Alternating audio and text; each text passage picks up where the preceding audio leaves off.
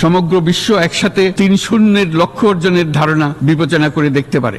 শূন্য দারিদ্র্য, শূন্য বেকারত্ব এবং শূন্য নেট কার্বন নিঃসরণ অর্জন করতে পারি। আমাদের অর্থনৈতিক কাঠামোতে সামাজিক ব্যবসাকে স্থান দিলেই নিচের অর্ধেকাংশ মানুষের জীবনে তা বিরাট পরিবর্তন আনতে পারে। বাংলাদেশের মতো দেশগুলোকে সাথে নিয়ে যেতে হবে। তা না হলে পারস্পরিক দায়িত্ববোধের মাধ্যমে পারস্পরিক সমৃদ্ধি অর্জনে আমাদের সার্বজনীন অঙ্গীকার পূরণে পিছিয়ে পড়ব আমরা। এই ক্ষেত্রে আমি বিশ্বাস করি সমগ্র বিশ্ব একসাথে 3-0 লক্ষ্য অর্জনের ধারণা বিবেচনা করে দেখতে পারে, যার মাধ্যমে আমরা শূন্য দারিদ্র্য,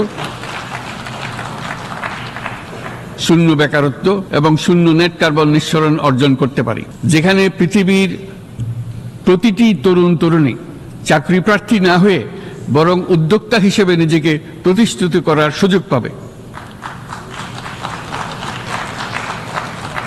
তারা যেন এই সম্পদের সীমাবদ্ধতা সত্ত্বেও নিজ নিজ সৃজনশীলতার বিকাশ করতে পারে, যেখানে একটি ব্যবসায়িক উদ্যোগ সামাজিক সুফল, অর্থনৈতিক মুনাফা এবং প্রকৃতির প্রতি দায়িত্বশীলতার মধ্যে একটি চমৎকার ভারসাম্য আনতে পারে, যেখানে সামাজিক ব্যবসার মাধ্যমে যে কোনো ব্যক্তি ভোগবাদী জীবনধারা থেকে উত্তরণ করে সামাজিক ও অর্থনৈতিক পরিবর্তনের সৃজনশীল শক্তি হিসেবে নিজেকে প্রতিষ্ঠিত করতে পারে।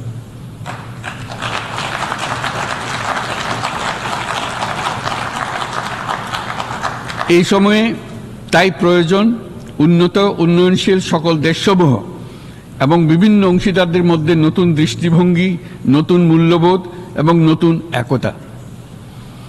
সামগ্রিকভাবে এই লক্ষ্য অর্জনে জাতিসংঘ ব্যবস্থা, জাতীয় আঞ্চলিক পর্যায়ে সরকারসমূহ, সকল ব্যবসা প্রতিষ্ঠান, বেসরকারি অংশীজন এবং দাতব্য সংস্থাগুলোকে একসঙ্গে কাজ করতে হবে। আমাদের অর্থনৈতিক কাঠামোতে সামাজিক ব্যবসাকে স্থান দিলেই নিচের অর্ধেকাংশ মানুষের জীবনে তা বিরাট পরিবর্তন আনতে পারে।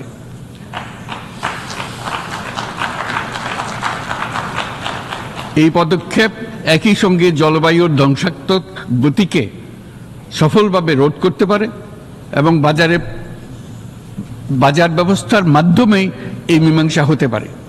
এ বিষয়ে আমি মহাসচিব গুতেরেসের বিশেষ দৃষ্টি আকর্ষণ করছি।